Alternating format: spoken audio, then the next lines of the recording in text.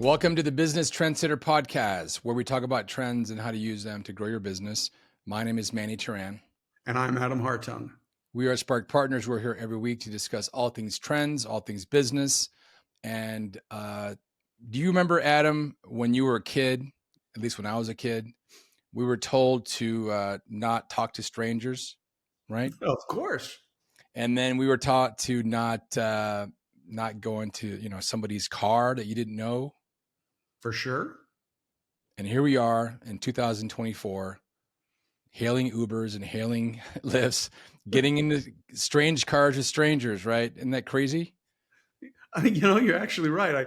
I guess I hadn't thought about that aspect of it, but you're right. All the training we give our children would say, don't ever do this. Yeah.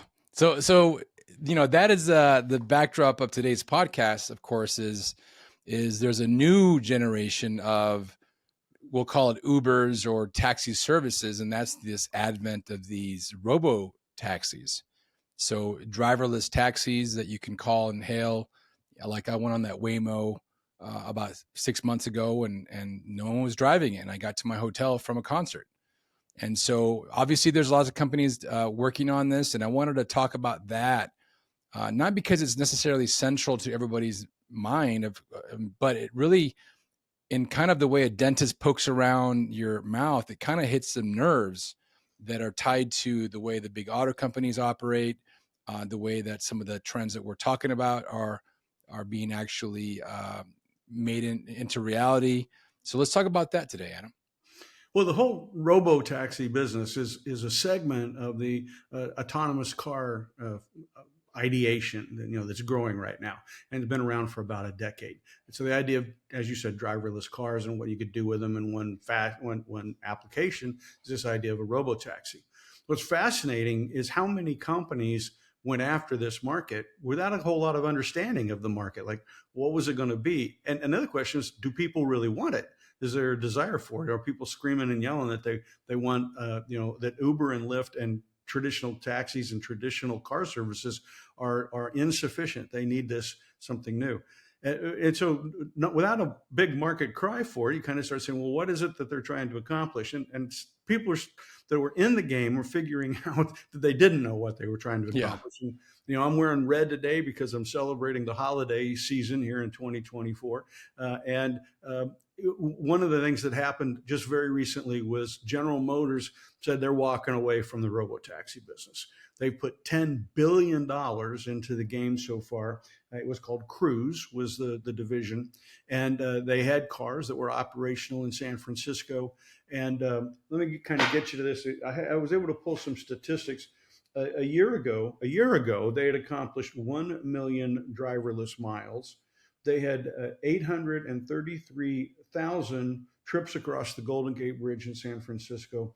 They had 300 vehicles on the road that were moving people around. That was a stat as of a year ago. Now they've walked away.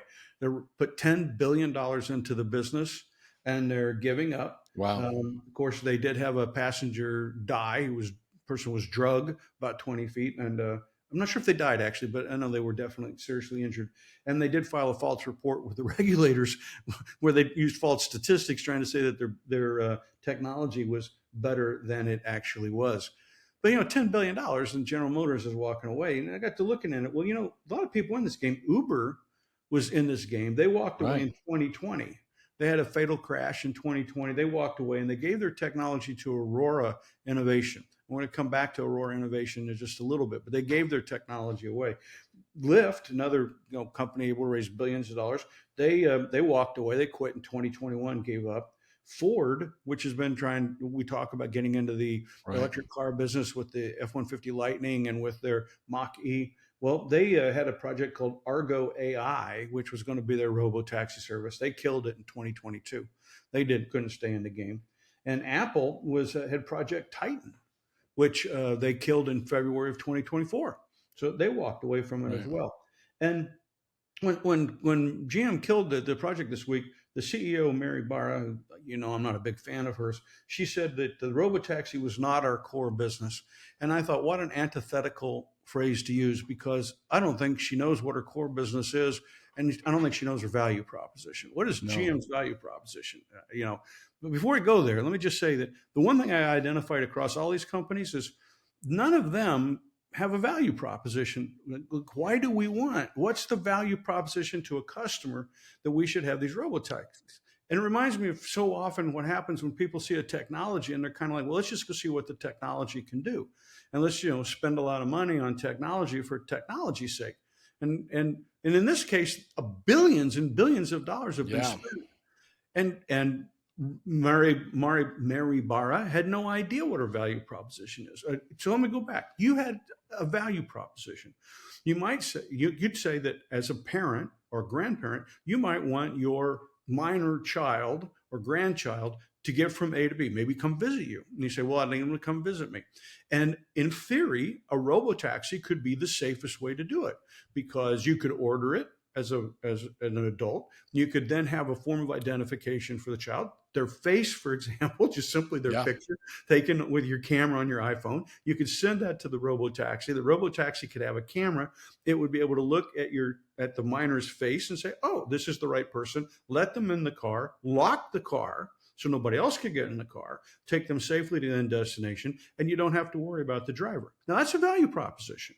Now we're saying I'll safely transmit minors from A to B. Or you might use that same safety issue, say, for people that are doing transportation let's take, for example, single people who have been in bars, right?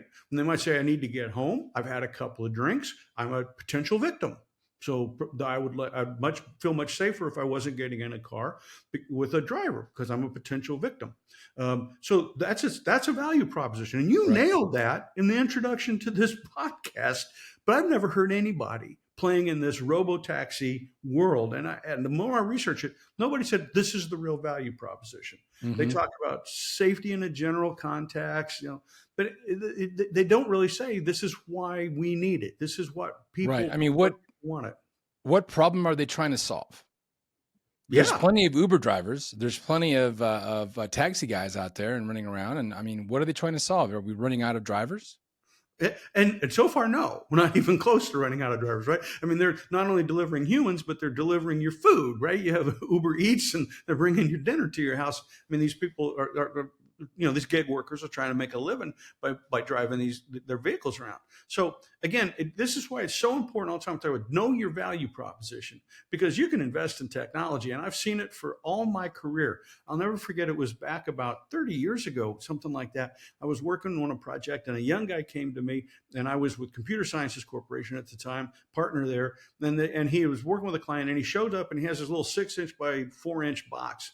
And he says, this is a personal computer. And in those days, 30 years ago, personal computers were big, right? And he says, we got everything in this box to be a personal computer. And I looked at him and said, okay, that's pretty cool. Your client's got that. I said, that's pretty cool. So what am I going to use it for? And he just stopped dead. It's like, what? I said, what are you going to use it for? I said, I have a perfectly good personal computer sitting here beside my desk. Why do I want that? What is the advantage of that? And in 20 minutes, he couldn't think of one, right? And I looked at him and said, this is the risk in technology. The risk is that you put the technology in front of the customer and you don't have a value proposition. You don't have a good use, right? And so you can invest a lot of money and it never catches on. In reality, his client was the Williams Company, which was a pipeline company out of Tulsa, Oklahoma. I don't know why they had developed this box, but they had. And of course, they had no idea what to do with it. They had no technology background. Mm-hmm. And what I said to him was, you better sell him a project right now to go find some use for this that would be a killer application that would make it worthwhile to continue to develop it and take it to market. Otherwise, you've got a white elephant. Did he actually do that? Did he find something?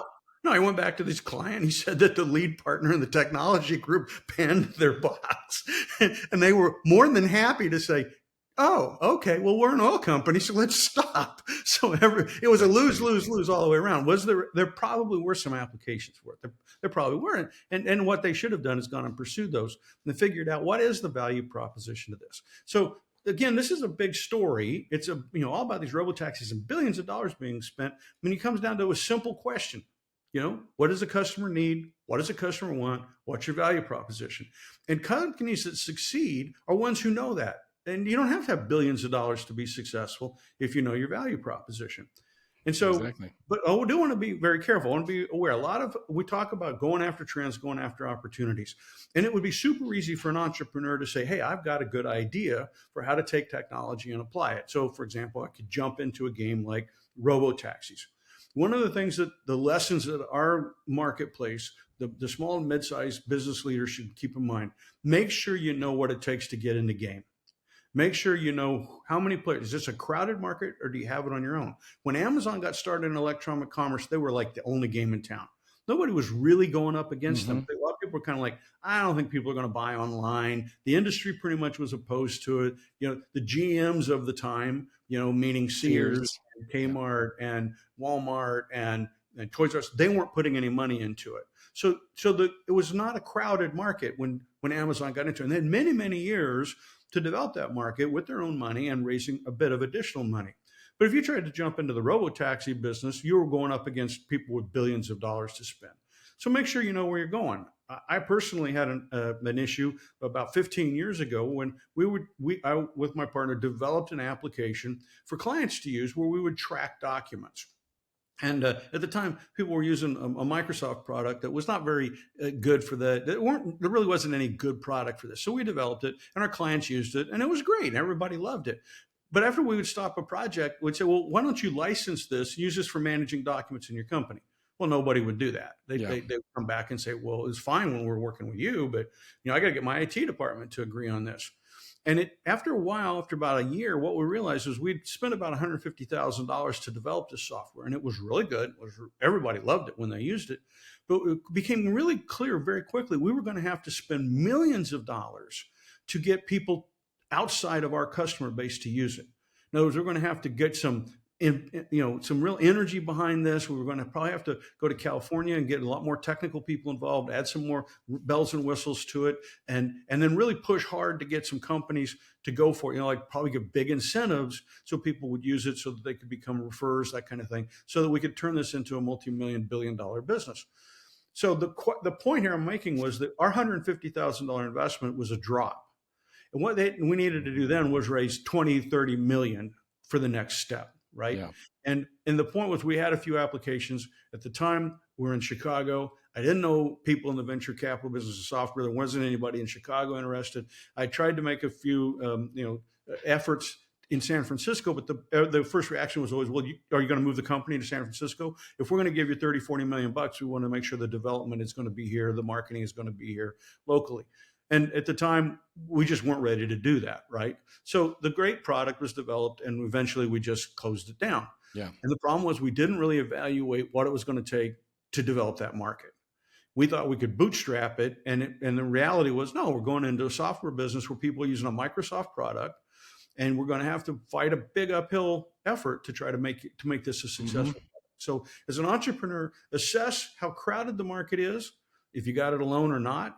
In this case, like for example, our software, it wasn't alone. And in reality was about 3 years after we developed this, Slack came along, and Slack started offering a product, and they lost hundreds of millions of dollars in the process of getting companies to use the product Slack. And their product wasn't as good, but they took it to market, and they Yeah. successfully put the money into market development, and they were able to raise the money that we did not raise. So as an entrepreneur, make sure you know. Make sure that Right. you can assess your market, make sure you assess what it's going to take for it to be successful, and make sure you assess your competition, because you don't want to pile into creating something that becomes a 4-inch by 6-inch PC in a box that you have no idea what you're Yeah. going to do with or how you're going to get customers to buy it. The interesting thing about the times we're in now is we're simultaneously, it's the best time to develop a product because you've got all these tools, you have the marketing platforms like social media, but that's also the biggest detriment because you've got everybody else doing it. Yeah. So you Yeah. mentioned earlier the idea of, they don't know how to play the game. They don't know the rules. They don't know what it takes to win. They just have a nice shiny box that they want to sell. And we Well, see that quite a lot. So in the robotaxi business, one of the things we're able to identify is that Waymo, which is run by Alphabet, right, or Google, like we call it that, they're clearly the ones out front. They have now taken over 100. They're now producing. You took a Waymo when you took your ride. They're doing 100,000 rides a week in California and Arizona. Those are the Yeah. two markets they're in. They've now made a commitment to expanding into Miami. The numbers, we know for sure it's 100,000 a week, could be as high as 150,000 a week. So they've got lots of money and they've stuck with it. They were early in the game. They were sort of the Amazon when they started. They've stuck with it and they've continued to fight it through. So they are looking right now to be the company that's likely to come out of this with something at the end of the day. And it's interesting that the whole moonshot idea that they used at what was called Google, now Alphabet, this is one of those things that working. But simultaneously this week, their quantum computing project proved some success. And it's not a project yet in which you can has a commercial application, but they have a working quantum computer now, which is very, very exciting for some people. So they combined. So now we're seeing that the fruits of these years of R&D are starting to come forward inside of Alphabet. They've now combined the DeepMind project with the Brain, what's called the Brain project, which is inside Google Research. So DeepMind plus Brain is now the AI effort, and the AI effort is now joined at the hip with the Waymo effort. And you start saying, okay, these guys clearly are out front. So if you want to do if you think this is a big market, you want to grow and you want to invest, the game that you would invest in for robotaxis is clearly Alphabet. They're the ones that are now in front. I watched a Waymo the other day. I was up in Phoenix, and it did something that I thought was very interesting. Okay, so sometimes you're driving up to a light, and then it turns from yellow to red, so you stop, and maybe the line to the left of you is the left turn lane, where you get the green arrow. And sometimes if you have two ways to get to your destination, sometimes you just kind of sneak in that lane if there's nobody around behind you or whatever. You just kind of make it happen. So I was about 2-3 cars behind a Waymo, got the red light, nobody was in the left lane, turned green, and the Waymo booked it. The Waymo just took off in that lane and made a left. So I was thinking about the amount of processing power to make that decision, right? I don't know necessarily if it's legal or not, but people do it all the time. And a driverless car actually did the same thing. So I thought that was very interesting. So let's take a minute now and talk about, I mentioned Aurora. So we've talked about autonomous cars in the past, driverless cars. And I've always said, like, what's the value proposition? Why does someone want to do it? But the place where we know there's a good value proposition is over-the-road trucking. Over-the-road trucking is this like 99% of what the trucker does is boring. He's on a highway, going down the road, basically trying to keep the idiots who are moving in and out of traffic from causing a problem, right? But it's mostly boring. And the biggest problem that a trucker has is staying awake, staying alert, being able to keep track of what's going on. So when Uber transferred its technology to Aurora, that transferred into this notion of over-the-road trucks that are going to be in some way autonomous. Well, what they did was much smarter. A whole new, again, industry or a segment developed around these over-the-road trucks that they called, instead of calling them autonomous, they called them driverless, meaning that there could be a driver in the truck, but during these long stretches of boring, he could hand control of the truck over to the driverless system. And so Aurora Innovation is now one of the leaders in this. And then there's a handful of others that are involved. But Daimler and Aurora have been in this a long time. Daimler actually started in 2015. There are now today, trucks going up and down the highway in Nevada and into Utah that are driverless, meaning that the truck itself is driving itself. Now, what they developed was a system where you would say, okay, at Aurora, they have a port. So they would say there's a port in, say, Las Vegas, pick locations, Las Vegas, Provo, Utah, wherever. And the truck goes to the port or the location there at the edge of town. Then that system turns off and a driver takes over. So what we're doing, last mile is the most difficult mile. Last mile is where you need the driver. He needs to be alert, he needs to be awake. He's in town, got motorcycles zipping around, all kinds of stuff, right? So they're saying, we're going to solve the problem of the boring part. So we're having these over-the-road truckers that are sitting in trucks, falling asleep. That part we can get rid of. Also, people, over the road truckers, it's a job that not a lot of people want because you're gone from home. You Right. can't see your kids. You miss birthday parties. So start saying, wait, what if we made that job better for them by being able to say, look, you can be in the truck and you can be FaceTiming and you can be doing other things while you're in the truck. So there's a real value proposition to this, and it improves Yeah. safety because of the fact that now you don't have a bored, tiring trucker in control of it.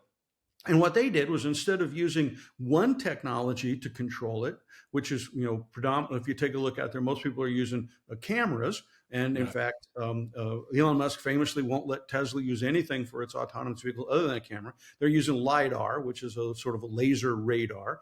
They're using cameras and they're using radar. So using multiple systems, they feed into it. And then they have an AI, and the AI, they're collecting data on all the things around them. And as they collect data, they use that for driving that truck, but it's constantly talking back and forth with a server, where that's hooked into an AI system that all the trucks are hooked into, and it's getting smarter. Every single mile of every single truck, this AI system gets smarter and smarter. So a lot of people aren't aware that there's these driverless trucks since 2015. Daimler was in it first, but now Aurora Innovation is getting into it pretty big. They've got 30 trucks now in Texas. They look to have 70 by the end of the month. And it looks like they could actually reach, I think I was reading here, 8,200 loads and 2.2 million miles in 2024 is how much they'll be able to accomplish with the 30 trucks that are going to 75 that are in place now. There's some other people in this game. You've never heard of them. Einride out of Sweden, Too Simple, which is a Chinese company with offices in San Diego. Gatic. Yep. They're also here in Tucson, by the way. Huh? Too Simple is also here in Tucson. Yeah. Plus, and then Applied Intuition. Now, the reason I mention that is there's some competition there, but you're not up against Alphabet, right? So the resources here, what we're looking at is something where people can spend hundreds of millions of dollars, not billions, to try to get there, right? And so they've redefined the game to a segment where there is a value proposition. Then they're using multiple technologies. They're not stuck in one technology to try to see how could we solve the problem. And they're being adaptive. So that's another signal here for our players. As you see a market, it may look big, multiple opportunities. If somebody comes in and says, look, I'm going to be the Alphabet Waymo of the game, then you have a chance here to say, well, you know what? Maybe I could find a better segment that I could go into. And the more you focus on that value proposition, the clearer you get it, the less money you need to develop it, and the greater your opportunity of success. So I think Aurora Innovation, and I think Daimler and these guys with these over-the-road truckers is almost a guaranteed bet that they're going to be successful, because there is a significant need for these. You go drive down the highway, you see these ads on the billboards of people hiring over-the-road truckers. You see the trucks. Yeah, you see the trucks have signs on the side of them. We're hiring truckers. We pay the highest rates, right? So there's a need there to try to improve that marketplace. So they've got a value proposition. It's clear. And now you've got something that is going to be more successful. And so that's a good lesson for our entrepreneurs to take, which is at first your market might look big. Figure out how to narrow it down and get more specific. So for example, the software that we developed, we initially put it into using it with clients in an advertising and a PR context, so like an ad agency. We should have only gone after ad agencies. Yeah. We shouldn't have said, here's a good application that you could use for document management. Too big, too much like Microsoft. We should have gotten very narrow and said, we have software for managing documents at an ad agency PR firm. See, that would have been a really smart way to narrow down your market is captive. You've got all the players. You can go to trade shows. Yep. That just focuses on that. So yeah, that would have been the better way to go. And we would have needed a lot less money, but my ambitions were too big. My start was too big. I didn't narrow it down quickly enough, and then got bogged down, didn't quite know, looked like I'd raised too much money, ended up saying, okay, I'm going to let that go. In retrospect, I can see the mistakes. So this is part of our learning, and why we're good coaches is because both of us have admitted to our mistakes that we've had in the past. And then I think the next piece of this is for people out there to realize kind of now that you see this coming, how can it benefit you? So let's take, for example, if you're a small and mid-sized company and you've got trucks, and how fast are you moving to be able to understand the application of self-driving vehicles and autonomous vehicles in trucking, right? Hmm.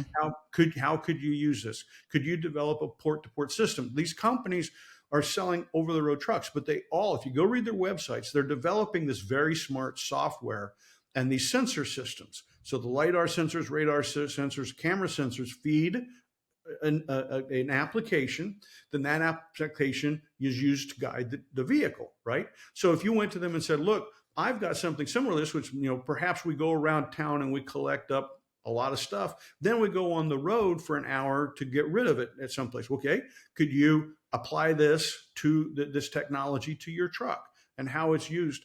The more you can do that, the greater the odds that you'll be able to hire the truckers you need. And it gets you going down that road to the point where it becomes autonomous. At some point, you're working with these companies. If you've got a route and the Hmm. truck's on the same route on a daily, weekly basis, the system can learn the route. And now what happens is you could be at the forefront of being one of the first to say, hey, we're not going to need a Right. driver for our vehicle because it's a route, and the software is smart enough with the technology, with the sensors to be able to take it over. Yeah, and then And there's of course an auxiliary market around it for maybe filling these trucks at having like a mobile filling rig for these ports. Maybe you can have a mobile maintenance fleet come out and deal with that. You can maybe set up shop or have like a sleeping situation for the drivers waiting yep. for the trucks to come into the port. I mean, there's all kinds of auxiliary things you can think about. So as small and mid-sized companies, one of the things that we have to do is we should always be looking at where are other people investing their money, and then realize that you want to leverage that. So let's take, for example, this whole idea of autonomy. Well, just this week, so we're recording this, they're having the auto show in Los Angeles, California. And so I overviewed that, looking at some YouTube videos, that kind of thing, and from my house. And one of the things I saw was that there was just all these discussions at all these different vendors, everything from the well-known auto companies to people you're not very familiar with, talking about improving electronic vehicle technology, improving charging stations, improving battery technology, and improving the capability of the vehicle to do things on its own. So autonomy being added to the vehicle. That's what the whole show is about. So the lesson you should learn from this is, even if you don't think you're into EVs, and even if you don't really think it's for you, realize that's where the money's being spent. And so you've got to get there, right? You got to Yeah. start saying, wait a minute, these guys are going to keep developing this technology, and it's going to keep getting better and better and better. And so I need to understand that and figure out how quickly I can start to apply it so that I can be at the front edge of this to take advantage when the breakthroughs happen, when Yeah. they come in. I saw there's a gas station that was built by my house about 6 months ago. And as they were building it, as they were clearing out, it was an old gas station. They were bringing in, new pumps and, new signage and all that. And I just thought to myself, do they understand that that's going to be a relic?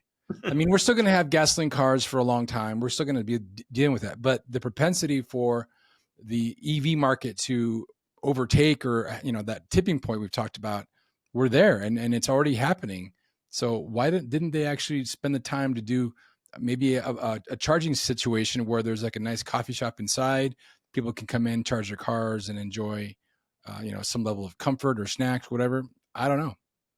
So, I always tell people these changes happen faster than we anticipate. And as you said, there's going to be gasoline powered cars around for a goodly while. And that's true.